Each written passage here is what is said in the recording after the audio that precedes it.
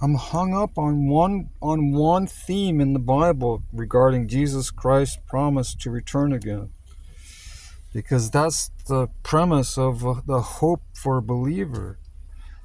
Is his return to the earth with his whole entourage of the first fruits and of the angels of God.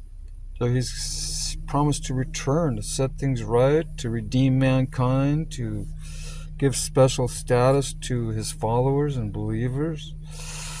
The privileged few, the elites of Christianity. Yeah, he promised those people that they would enjoy the heavenly rewards, eternal happiness and joy.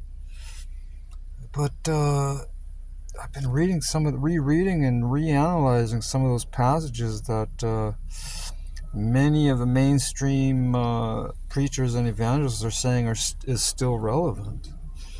But then I've been hearing some other ministers who are theologically astute, who are scholars in their own right in Bible prophecy and the Bible in general, and they have a different interpretation about some of the things Jesus said and some of the things his apostles said, and the ancient prophets of Israel.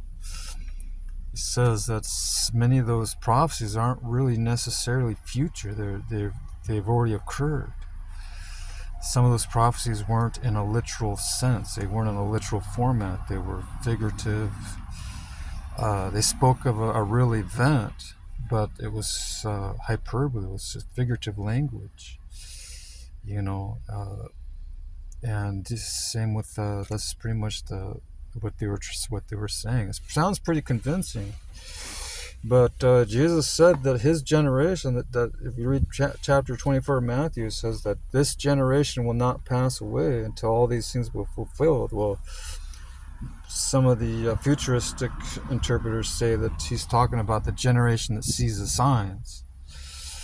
But the other expositors say, no, he's talking about this generation, the generation of Jesus' day, those first 100 years. But if that bit was so, then what about the apostles of the apostles, which were Clement and Augustine and Alexandria, and all these other apostles and bishops that came after the original apostles? They still were expecting the second return of Christ. They didn't say it was yet fulfilled. So I don't know. I better keep reading some of the church fathers to see if there's any one of them that disagreed with the futuristic interpretation.